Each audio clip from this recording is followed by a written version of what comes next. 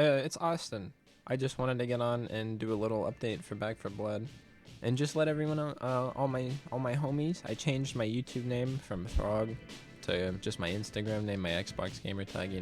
So go ahead and just like type that into Instagram if you want to follow me, or you don't have to. I'd rather you not actually. It's fine, but.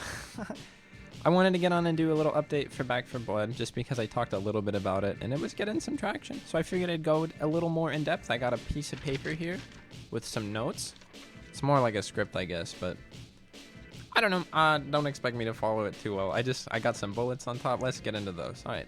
So it's made by Turtle Rock. Those people made Left 4 Dead initially. So I trust them. I trust them with my life. I trust them to watch my kid.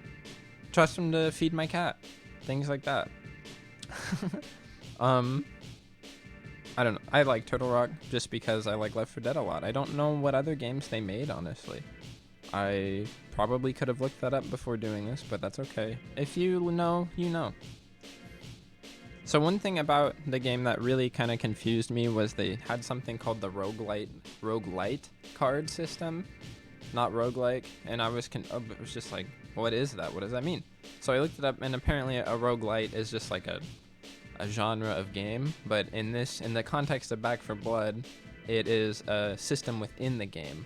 You find cards, and from watching the trailer here, or the gameplay trailer, it looks like you run around and you find different modifier cards, which do different things, like good or bad things. I can't really tell yet. They don't look like perks specifically. They look like they could be for the zombies too, if you're trying to make the game a little bit harder. Maybe you can get achievements for maxing out all the cards to make it harder. I don't know. Something like that. As you go through the levels, you'll craft a deck that customizes how you play the game. It personalizes the play style to how you play, which is, I don't know, seems pretty cool.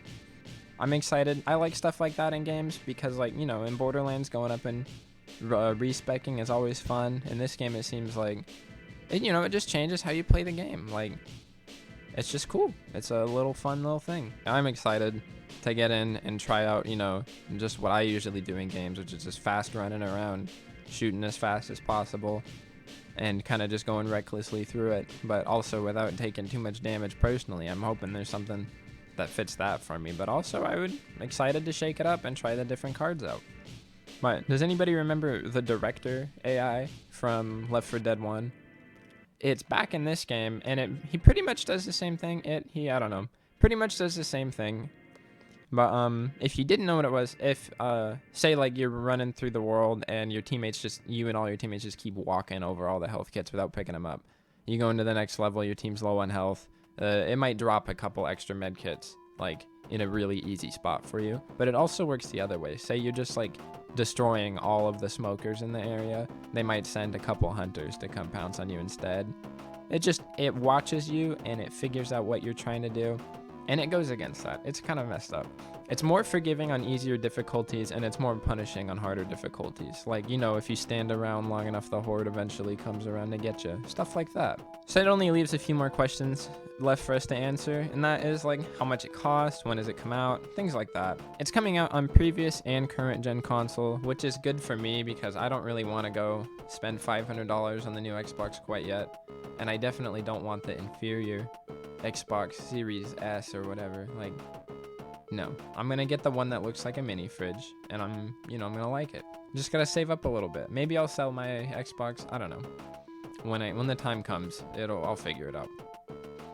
It's good for people who don't have money for the next one, but they still want to play the new games. But it's gonna cost the regular $60, but you can spend $90 and get the season pass with it, which just guarantees you all the DLC as well. Which is probably what I'm gonna do. Honestly, I always don't do that, and then I regret it because I only go pre-order games I really think I will like. I'm glad when they delayed the game, they didn't just pull a Dying Light 2 and go AFK for like an entire year. But it's not like they just went away, but they just stopped talking about Dying Light 2. They just kept announcing Dying Light 1 updates and things like that, which is like, thank you. I do appreciate that. But I kind of want to know when you guys think Dying Light 2 is going to come out, maybe. We've been waiting for that. So they say it'll be out on October 12th of this year, and I believe them. It's been delayed once. It might be delayed again, but I don't think so. Hopefully not. Unfortunately, though, there is no split screen co-op in the game. Obviously, there's going to be the 4-player co-op. You and 3 friends get online, but you can't sit down on the couch with your friend. And they might announce it at some point, but I'm not really holding my breath for it. I don't really think they will, honestly, just with the way games go today. It's probably, I don't know, it might be a bit too much to run split screen in this game, but Left 4 Dead handled it just fine.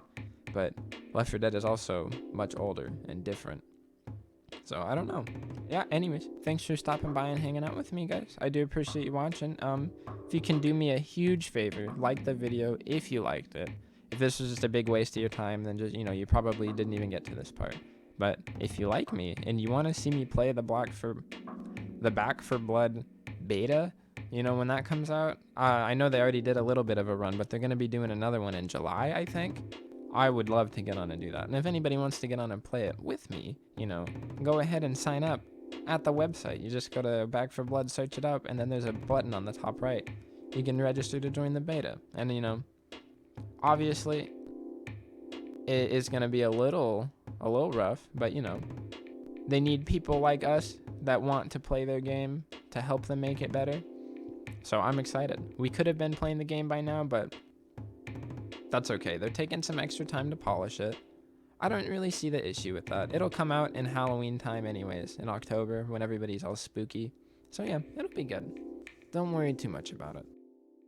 Thanks.